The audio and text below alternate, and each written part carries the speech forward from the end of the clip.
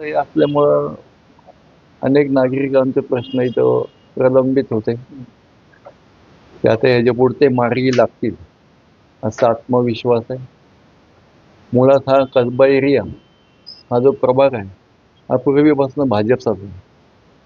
त्याच्यामध्ये अनेक पक्षाची लोक आहेत, शिवसेनेचे आहेत, राष्ट्रवादीचे आहेत, मनसेचे आहेत. परंतु अलीकडच्या ह्या प्रवाहामध्ये भाजपचा प्रवाह जास्त वाढलेला आहे.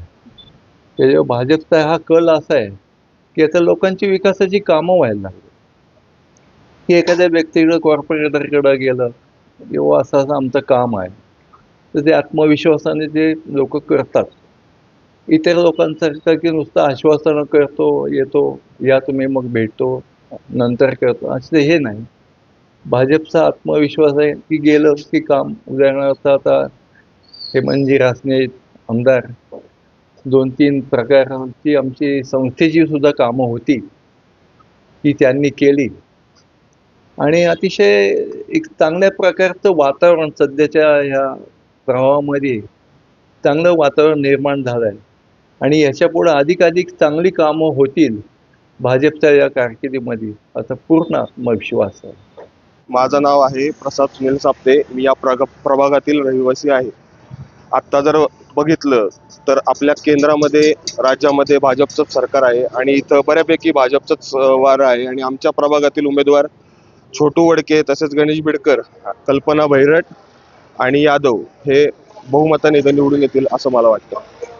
आणि स्थानिक नागरिकांचे प्रश्न त्यांनी आतापर्यंत सोडवत आहेत. फक्त काही प्रश्न जे प्रलंबित आहेत ते सुद्धा सोडवतील असं मला विश्वास वाटतो.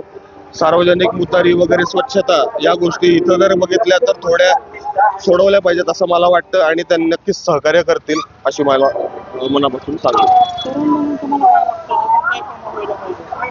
तरुण म्हणून जर विचार केला तर प्रभागातील काही जे बेरोजगार असतील त्यांना रोजगाराच्या संधी उपलब्ध करून दिल्या पाहिजेत किंवा काही असे शैक्षणिक उपक्रम इथं राबवले पाहिजेत की जे युवक आहेत जे ग्रॅज्युएट होऊन किंवा 12वी होऊन त्यांना पुढे मार्ग सापडत नाहीयेत, तर अशा युवकांसाठी प्रयत्न केले पाहिजेत आणि त्यांना सर्वांगीण विकासासाठी कौशल्याचे उपक्रम घेतले पाहिजेत असं मला वाटतं.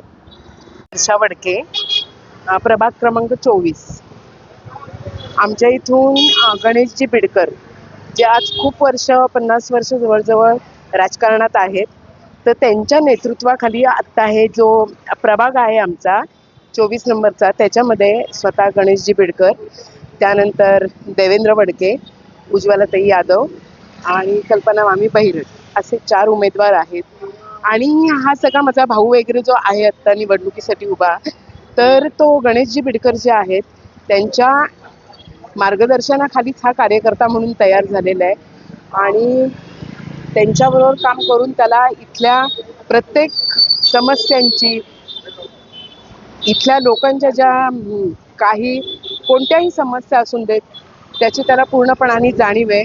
24 तास तुमच्यासाठी, कधी तुम्ही रात्री अपरात्री कधी त्याला फोन करा, कुणाकडचं मंगलकार्य असून दे किंवा दुःखद काही असून दे, प्रत्येक वेळेला तो सगळीकडे धावून जाणार.